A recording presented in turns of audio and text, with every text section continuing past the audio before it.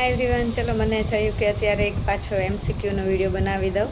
તો કારણ કે દિવસો ઓછા છે ને તૈયારી વધારે છે, તો દિલથી ફ્રેન્ડ્સ બનાવું છું તમારા માટે ઇમ્પોર્ટન્ટ એમસીક્યુ રેડી કરીને.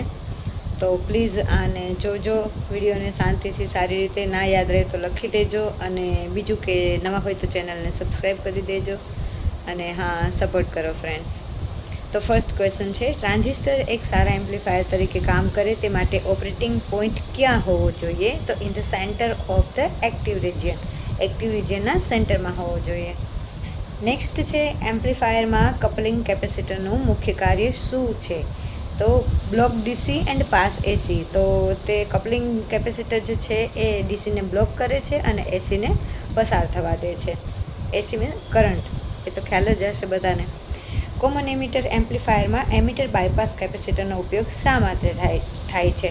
તો અવોઇડ વોલ્ટેજ ગેઇન ડ્રોપ. તો વોલ્ટેજ ગેઇન ડ્રોપ જે હોય છે એને અવોઇડ કરવા માટે.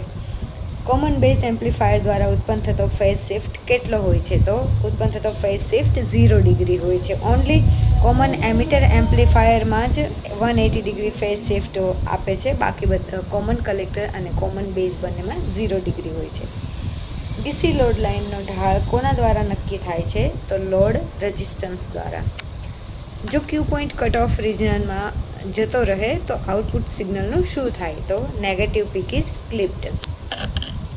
સાયકલ કપાઈ જાય છે, નેગેટિવ સાયકલ.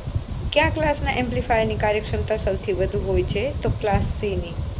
આદર્શ રીતે વોલ્ટેજ એમ્પ્લીફાયરનો આઉટપુટ ઇમ્પિડન્સ કેવો હોવો જોઈએ? તો 0.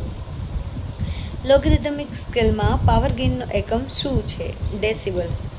કોમન કલેક્ટર અને એમ્પ્લીફાયર બીજા કયા નામે ઓળખાય છે? તો એમિટર ફોલોવર. તો ફ્રેન્ડ્સ, ચલો આ હતા મેં અત્યારે રીડ કર્યા, તો મને થયું કે લાવો એમસીક્યુ તમને લોકોને બી જણાવી દઉં. વિડીયો પસંદ આવે તો વિડીયોને લાઇક કરો, શેર કરો ફ્રેન્ડ્સ જોડે. જય હિન્દ, જય ભારત, બાય બાય.